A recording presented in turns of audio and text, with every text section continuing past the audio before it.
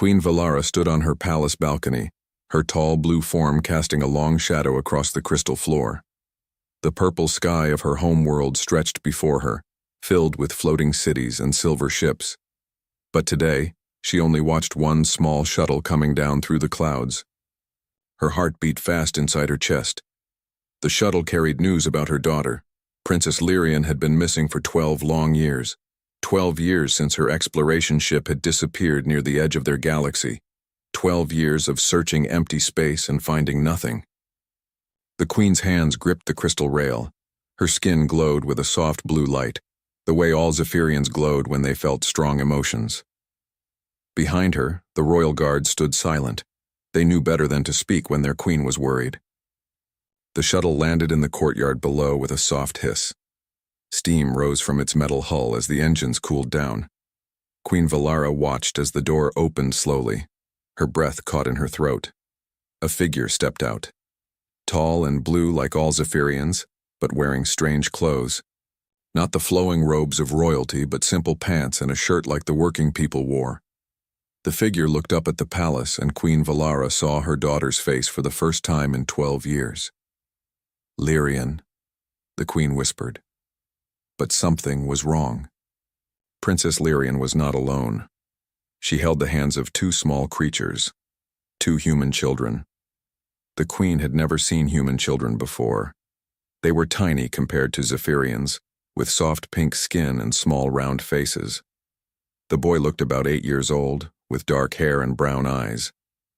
The girl was younger, maybe 6, with light brown hair tied back with a simple ribbon. The children stayed close to Lyrian as they walked across the courtyard. They did not run or hide. Instead, they looked around with wide eyes at the tall crystal buildings and the purple sky. The boy pointed at something and said words in a language the queen did not know. Lyrian bent down and answered him in the same strange tongue. The royal court had gathered in the great hall. Hundreds of tall blue Zephyrians in their finest robes waited to see their lost princess return. But when the doors opened and Lyrian walked in with the two human children, the hall fell completely silent. The children's footsteps echoed on the crystal floor. They walked between rows of shocked nobles, still holding Lyrian's hands. The boy, Jake, looked straight ahead with courage that surprised the watching aliens. The girl, Amy, stayed close to her brother but smiled at some of the younger Zephyrians who stared at her. Queen Valara stepped down from her throne. Each step felt heavy as stone. When she reached her daughter, she stopped and looked into Lyrian's eyes. They were the same violet color she remembered, but something in them had changed. There was a warmth there that had not been there before. "My daughter," Queen Valara said in their ancient language. "You have returned to us." "Yes, mother," Lyrian replied. But then she did something that shocked everyone in the hall. She switched to the human language and spoke to the children. "Jake, Amy, this is my mother, the queen. Mother, these are my children." The word "children" hit the hall like thunder. Zephyrians did not adopt aliens. They did not call other species their family. It was not their way. The boy Jake stepped forward. He was so small that the queen had to bend down to see his face properly. In careful, slow words, he said, "Your Majesty, thank you for letting us come to your home." His accent was strange, but he spoke their language well enough to be understood. The queen stared at him. No human had ever learned their tongue before. Most aliens could not even make the right sounds. Amy was too shy to speak, but she gave a small bow the way Lyrian had taught her. Her human customs mixed with Zephyrian manners in a way that was both wrong and somehow right. "How?" Queen Valara asked her daughter. "How did this happen?" Lyrian's skin glowed brighter as she felt protective love for the children. "It is a long story, Mother. These children saved my life, and I saved theirs. We are family now." The royal council members looked at each other with worry. Lord Haxon, the oldest advisor, stepped forward. His blue skin was dark with age, and his eyes were cold. "Princess," he said in a voice like winter wind, "you have been gone too long. You have forgotten your duties. These creatures cannot be part of our royal house." Jake's small hand tightened around Lyrian's fingers. Amy moved closer to her brother. They did not understand all the words, but they knew the tone was not friendly. Lyrian's voice grew sharp. These children are not creatures. They are brave and smart and kind. They are my family. You are a princess of the Zephyrian Empire, Lord Haxon said. You cannot lower yourself to raising alien pets.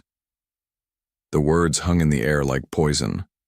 Queen Valara saw her daughter's face change. The gentle look was gone, replaced by royal anger. But before Lyrian could speak, something unexpected happened. Amy stepped forward.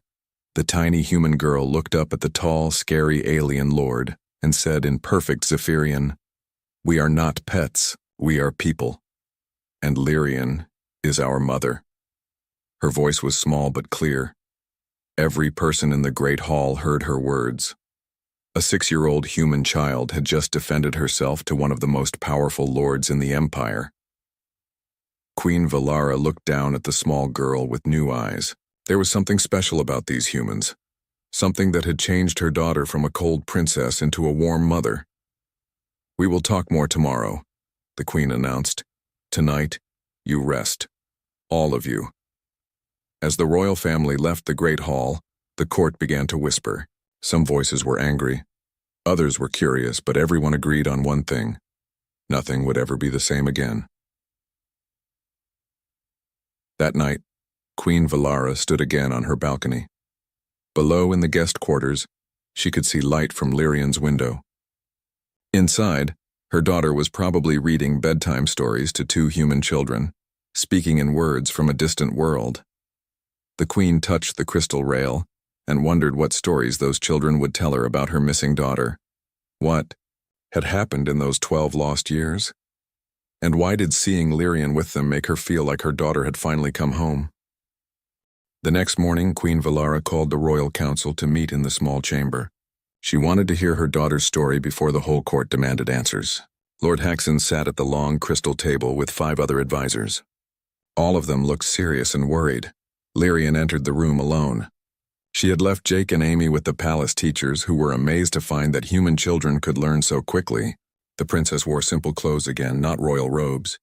Her mother noticed she moved differently now, more carefully, like someone who had learned to watch for danger. "Tell us what happened," Queen Valara said softly. "Tell us where you have been." Lyrian sat down across from the council members. For a moment she looked like the young princess who had left 12 years ago. Then she began to speak, and her voice carried the weight of someone who had lived through terrible things. "My exploration ship was caught in a plasma storm near the outer rim," she said. "We tried to escape, but the storm was too strong. The ship broke apart. I was thrown into an escape pod, but it was damaged. I crashed on a small world called Haven's Edge." Lord Haxon leaned forward. "Why did you not signal for rescue?" "My communication equipment was destroyed. I was badly hurt and alone on an alien world." Lyrian's skin dimmed as she remembered the pain. "I should have died there." Queen Valara felt cold fear in her chest. "But you did not die." "No, because of the humans." Lyrian's face grew warm with memory. The crash happened near their settlement. It was a small place, maybe 300 people trying to build a new life on the frontier. They found me in the wreckage. The council members looked at each other. Humans helping a crashed alien was not something they expected to hear. "I was unconscious for days," Lyrian continued. "When I woke up, I was in their medical center. A human doctor named Kate Williams was taking care of me. She had cleaned my wounds and given me medicine to fight infection. Her husband, Ben, helped her. They worked day and night to save my life." "Did they know you were royalty?" asked Lady Nara, the youngest council member. "No. I looked like any other Zephyrian to them. But it did not matter. They helped me because I needed help. That was their way." Lyrian paused. "I learned later that they had lost their own children in an attack just weeks before. Raiders had come to steal supplies and food. Kate and Ben could have been bitter and angry. Instead, they chose to save a stranger. The room was quiet. Zephyrians understood honor and duty, but this was something different. "I stayed to recover," Lyrian said. "But while I was healing, the raiders came back. This time with more ships and more weapons. The settlement had no real defenses, just farmers and doctors and teachers trying to live in peace." Lord Haxon frowned. "What did you do?" "At first, nothing. I was still weak and it was not my fight." Lyrian's voice grew quiet with shame. I thought like a princess then. I thought their problems were not my problems. Queen Valara understood. It was how she had raised her daughter. Royalty did not involve themselves in the troubles of lesser beings. But then I saw what the humans did. Lyrian continued. They fought back. Not with advanced weapons or superior technology. They fought with heart. Old farmers picked up hunting rifles to defend children who were not their own. Teachers turned their school into a fortress. Dr. Kate worked on wounded people even while explosions shook the building around her. Lyrian stood up and walked to the window. Outside, the Crystal City sparkled in the morning light. Everything was clean and perfect and safe. I watched a human named Ryan Clark run through enemy fire to save a little girl who was trapped. He did not know her name. She was not his family, but she was human, so she mattered to him. He died getting her to safety. The princess turned back to face the council. Her eyes were bright with unshed tears. That night, while the humans planned their defense, I made a choice. I used my knowledge of technology to help them build better weapons. I taught their fighters how to use energy shields. I showed their doctors how to treat plasma burns. You interfered in an alien conflict, Lord Haxon said with disapproval. Yes, and I am glad I did. Lyrian's voice grew strong, because the next day I met Jake and Amy. The mention of the children made everyone listen more carefully. The raiders attacked the medical center where I was staying. Jake was 3 years old then. Amy was only 1. Their parents were security guards for the settlement. When the raiders broke through the outer defenses, Jake's father, Mike Martinez, and Amy's mother, Linda Chen, were ordered to fall back to the inner shelters. Lyrian sat down again, her hands folded in her lap. They could have run. They could have saved themselves. Instead, they stayed to hold the line and give other families time to escape. They died buying precious minutes for people they barely knew. Queen Valara felt something tight in her chest. And the children? Ben Williams found them in the rubble, crying over their parents' bodies. He brought them to the medical center. Kate took them in without question, even though she and Ben had their own work to do. Lyrian smiled sadly. I helped care for them. I did not know anything about children, but they needed someone to hold them when they cried. They needed someone to tell them they were safe. The siege lasted 3 weeks, Lyrian continued. 3 weeks of constant fighting. The humans never gave up. When they ran out of bullets, they made more. When their walls were broken, they built new ones. When people were hurt, they carried them to safety and kept fighting. Lady Nara asked quietly, "What happened to the raiders?" They finally left. The humans had made the cost too high. A settlement of 300 farmers had fought off a raid force of 1,000 pirates, not because they were stronger or had better weapons, because they refused to quit. The council members sat in silence, thinking about what they had heard. After the fighting ended, I stayed to help rebuild, Lyrian said. I told myself it was because I was still too weak to travel. But that was a lie. I stayed because I had found something I had never known before. What? Queen Valara asked. Purpose. On our world, I was just another princess. My life was planned out from birth. Ceremonies and duties and marriages arranged for political gain. But on Haven's Edge, I was needed. Really needed. Not because of my title, but because of what I could do. Lyrian looked at each council member in turn. The children called me Aunt Lyri at first. Then just Lyri. Finally, when Amy was old enough to understand, she asked me why I never left. I told her it was because they were my family now. She smiled and said, Good. Families should stay together. You chose them over us, Lord Haxon said coldly. I chose love over duty, Lyrian replied. And I do not regret it. Queen Valara stood up slowly. She had listened to her daughter's story and understood something important. Lyrian had not been lost for 12 years. She had been found. That afternoon, Queen Valara walked through the palace gardens with her daughter.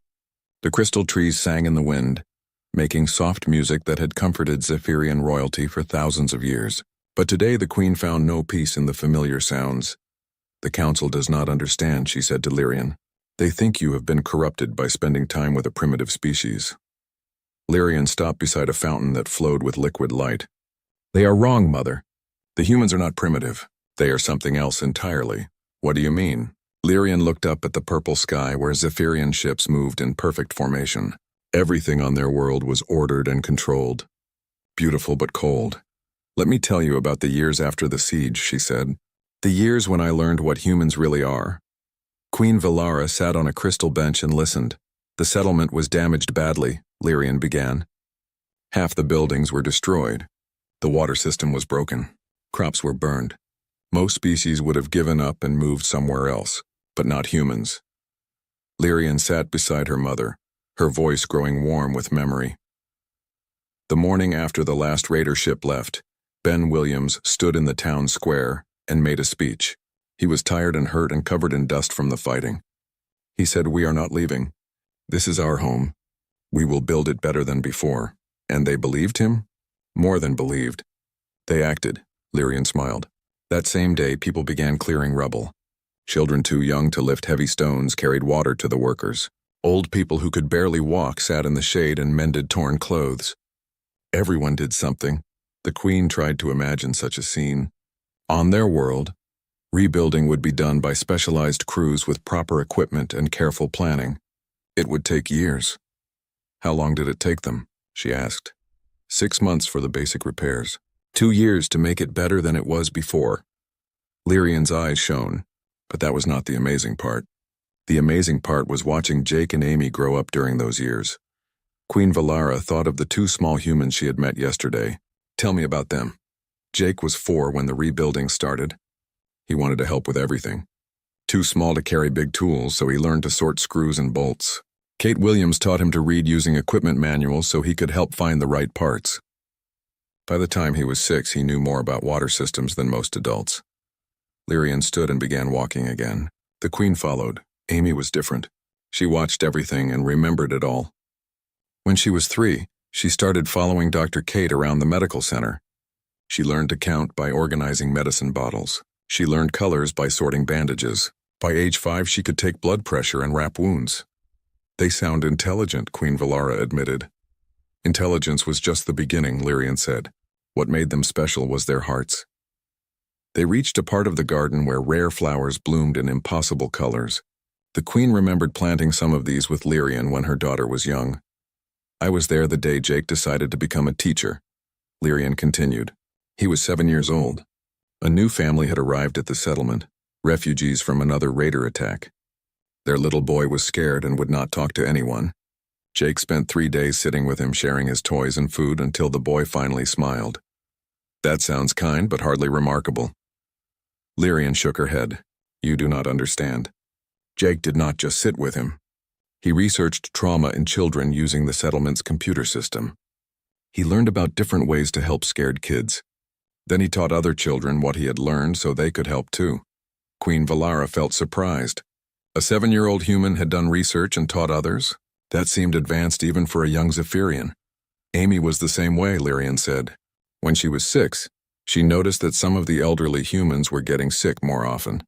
She spent weeks observing their daily routines and taking notes. Finally, she figured out that they were not eating enough vegetables because the food was too hard for them to chew. What did she do?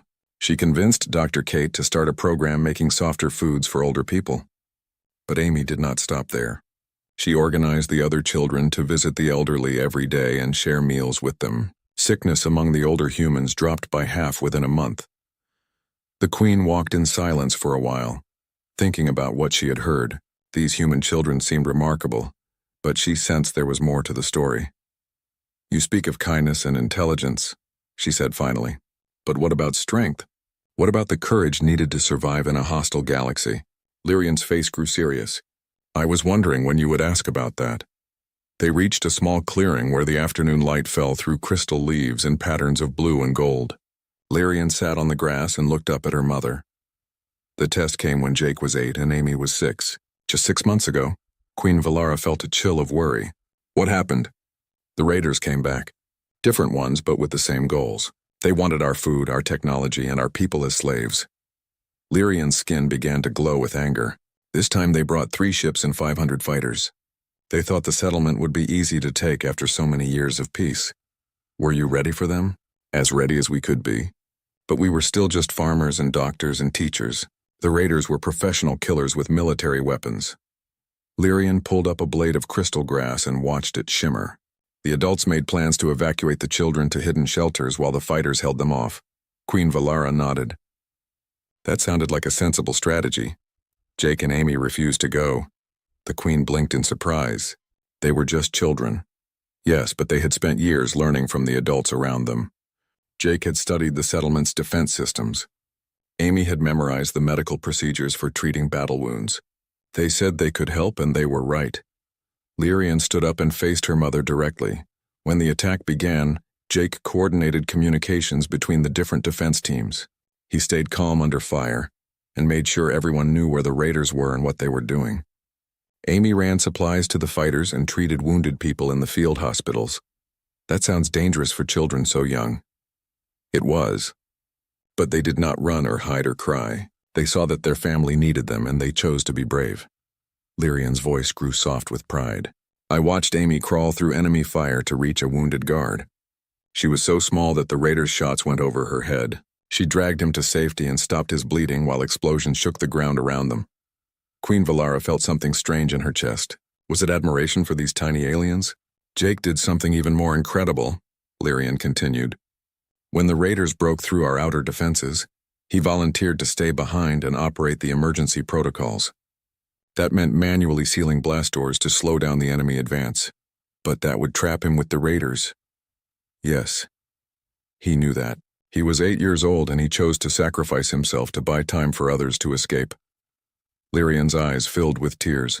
I found him at the control station, working frantically to lock down the systems before the raiders could reach him. When I asked him why he stayed, he said, "Someone has to protect our home." The Queen felt her breath catch.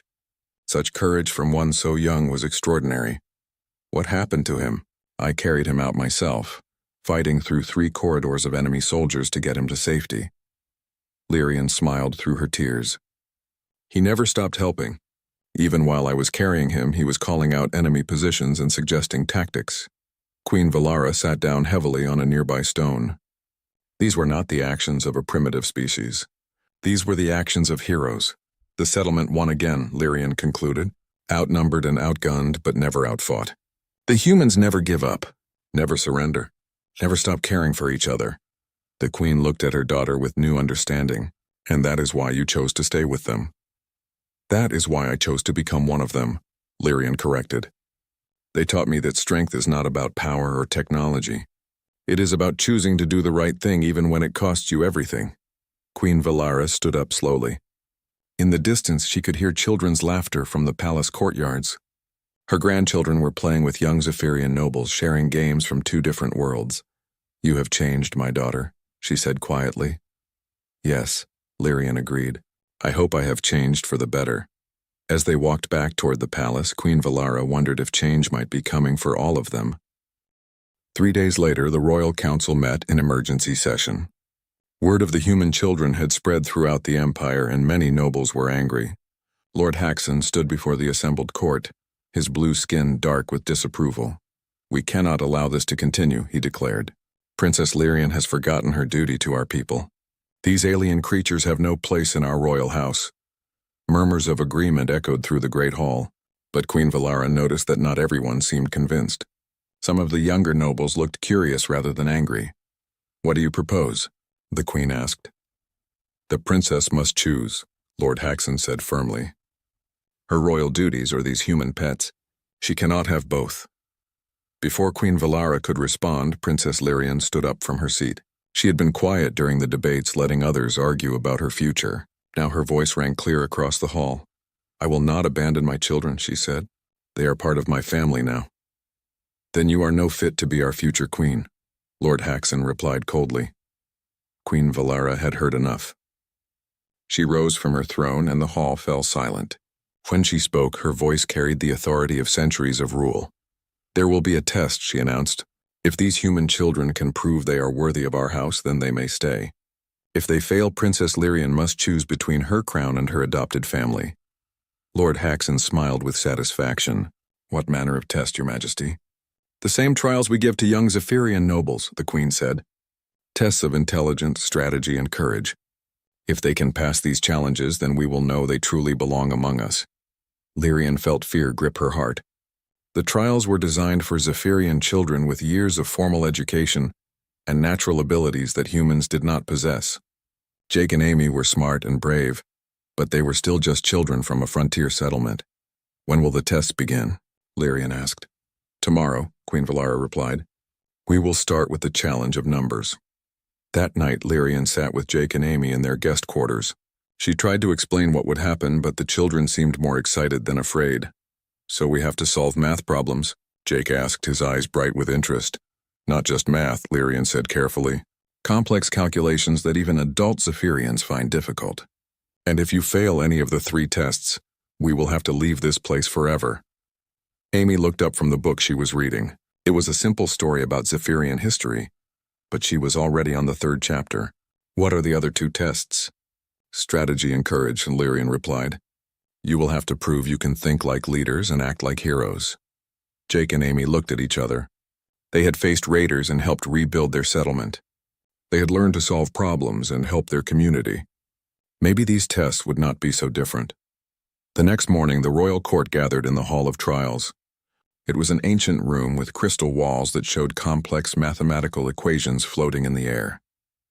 Young Zephyrian nobles normally spent years preparing for these challenges. Jake walked into the room holding Amy's hand. They looked very small among the tall blue aliens watching them. Queen Valara sat on a smaller throne at the front of the room, with Lyrian standing nervously beside her. Master Kenton, the court's chief mathematician, stepped forward with a scroll of problems.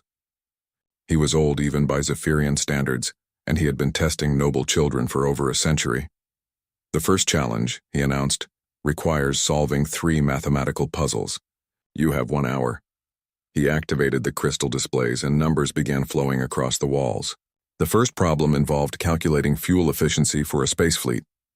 The second required determining crop yields for a colony world. The third was about resource distribution during an emergency. Lord Haxon leaned back in his chair with a satisfied expression.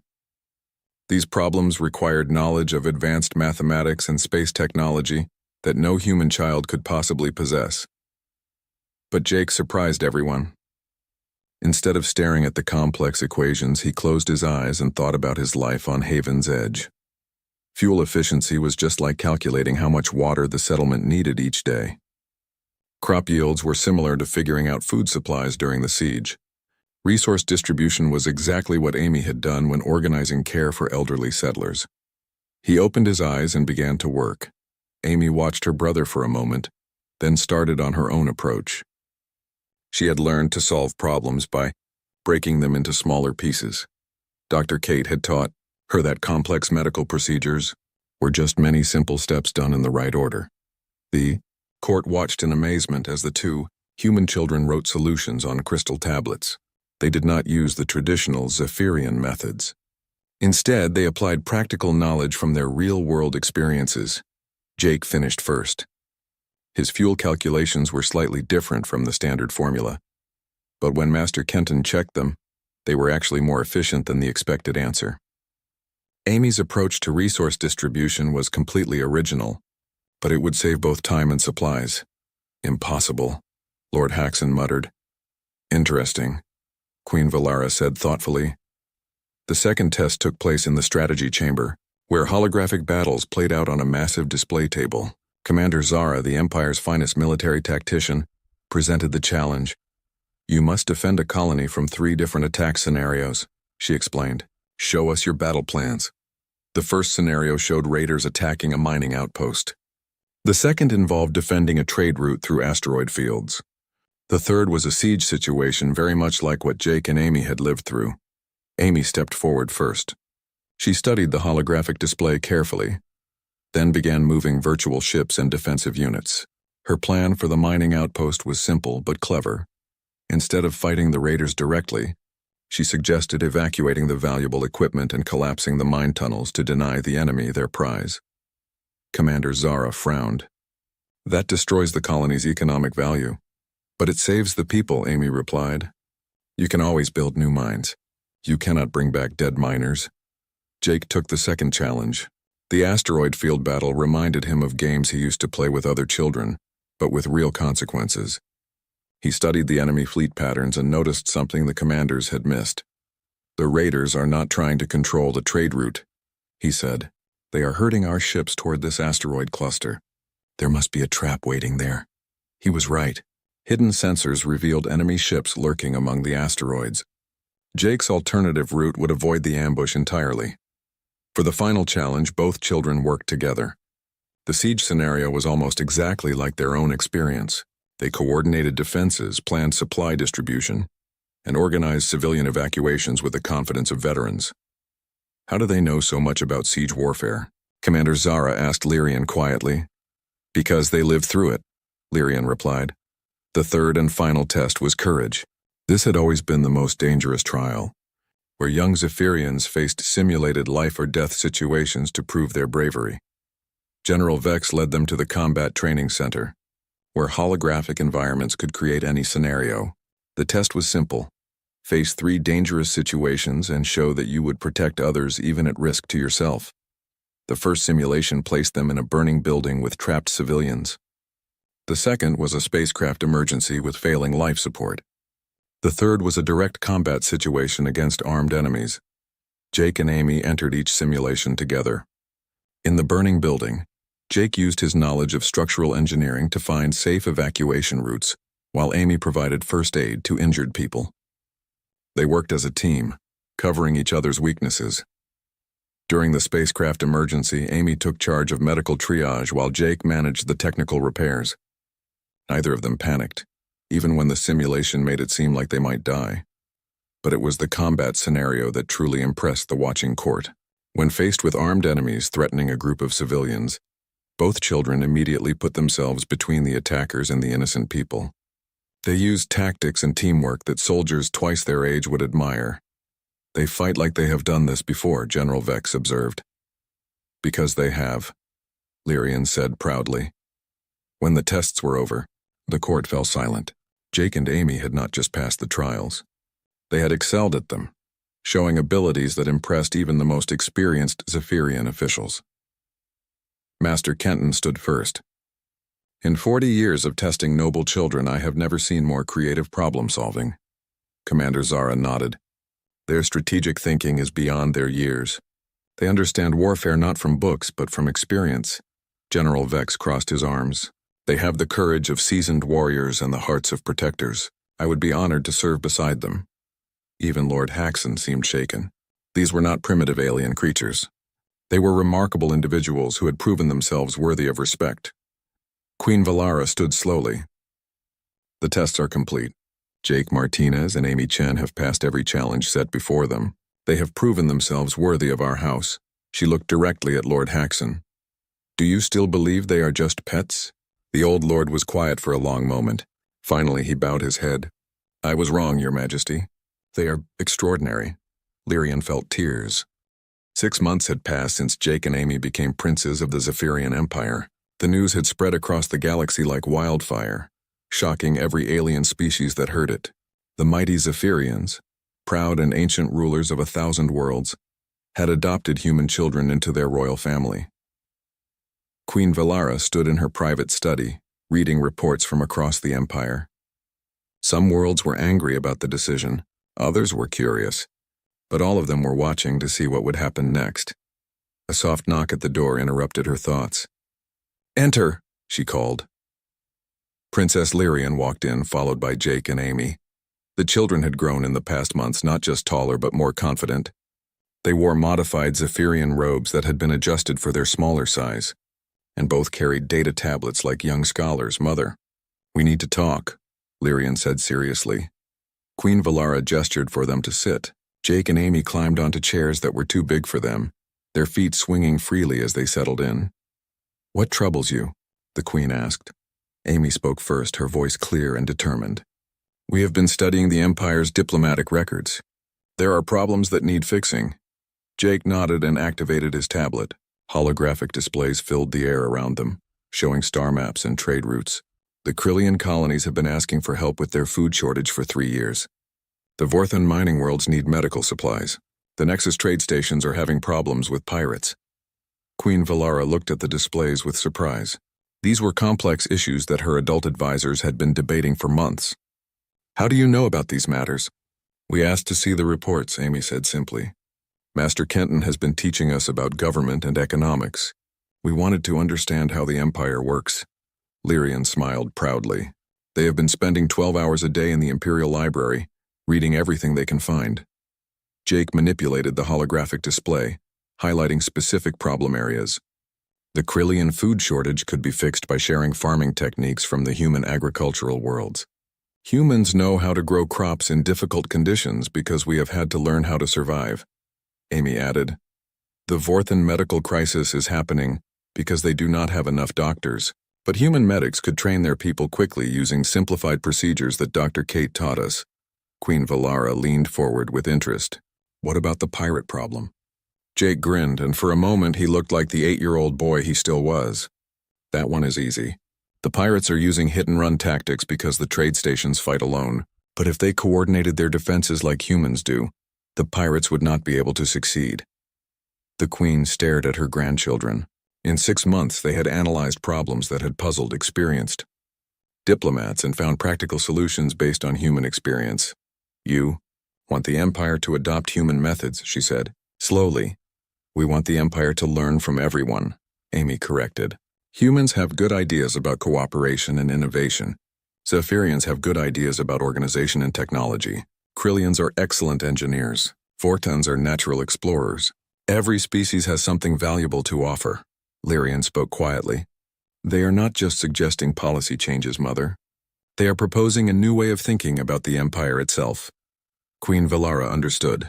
For thousands of years, the Zephyrians had ruled through strength and superiority.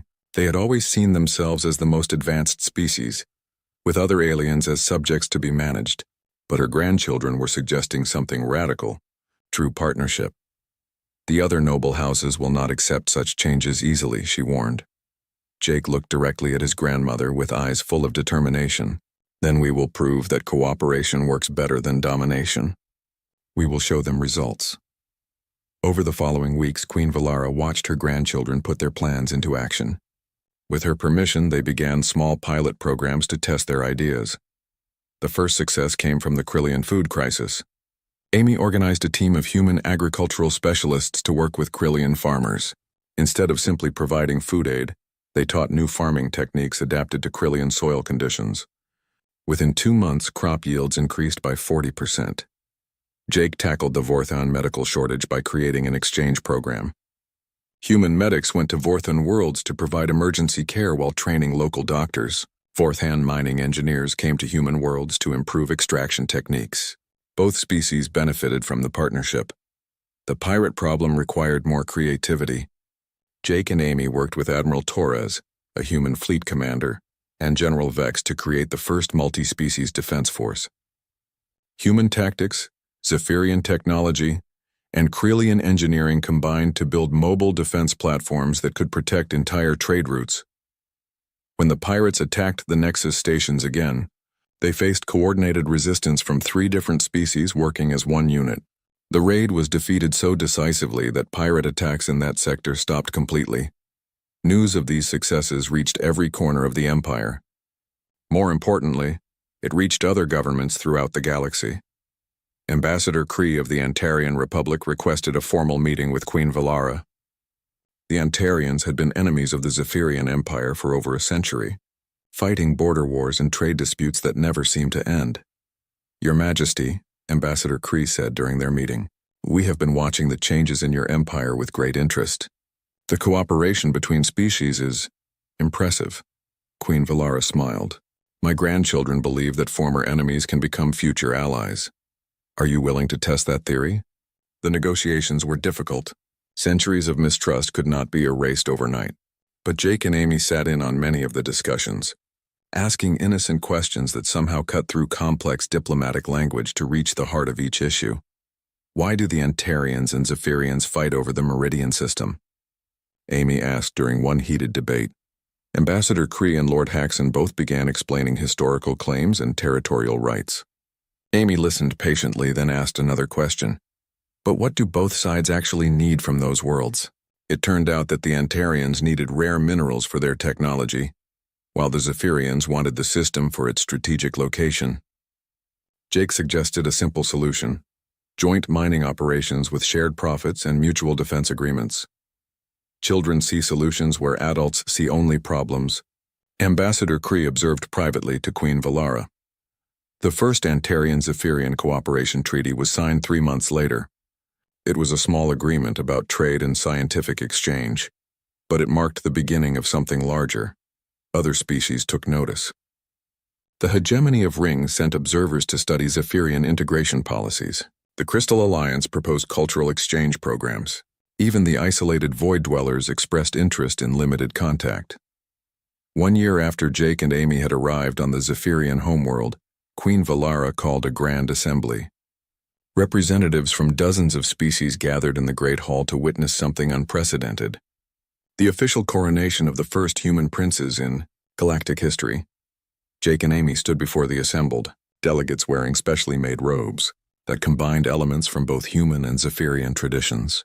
They looked small but confident as Queen Valara placed ceremonial circlets on their heads. "Today we recognize not just these remarkable children," the Queen announced, "but the principle they represent. Strength comes not from dominance but from diversity. Wisdom comes not from isolation but from cooperation." Ambassador Kree stood up from his seat. The Antarian Republic formally recognizes Prince Jake and Princess Amy as legitimate heirs to the Zephyrian throne. One by one, other delegates rose to offer similar recognition. Species that had never shown respect to each other were united in acknowledging what these human children represented: hope for a better future. After the ceremony, Queen Valara found herself alone with Lyrian in the garden where they had talked months before. The crystal trees sang in the wind, but now their music seemed warmer somehow. "Do you regret your choice?" the Queen asked her daughter. Lyrian watched Jake and Amy playing with young aliens from a dozen different worlds. They were teaching the others human games while learning alien customs in return. Laughter echoed across the gardens in voices that spoke different languages but shared the same joy. "No," Lyrian said softly. "I think this is what I was always meant to find." Queen Valara nodded. "The Empire is changing. Your children have shown us that our greatest strength was never our technology or our military might. It was our ability to grow and adapt in the distance." They could see Jake explaining the rules of a human ball game to a group of young Krillians who had never seen anything like it. Amy was bandaging the scraped knee of a Vorthan child who had fallen during play, using techniques she had learned from Dr. Kate years ago. "They are still so young," Queen Valara observed. "What will they accomplish when they grow up?" Lyrian smiled. "Whatever it is, they will not do it alone. They have taught all of us that the best achievements come from working together." As the sun set over the Crystal City, painting the sky in shades of purple and gold, the sound of children's laughter rose from the gardens. Human voices mixed with alien ones, creating a harmony that had never existed before. Queen Valara listened,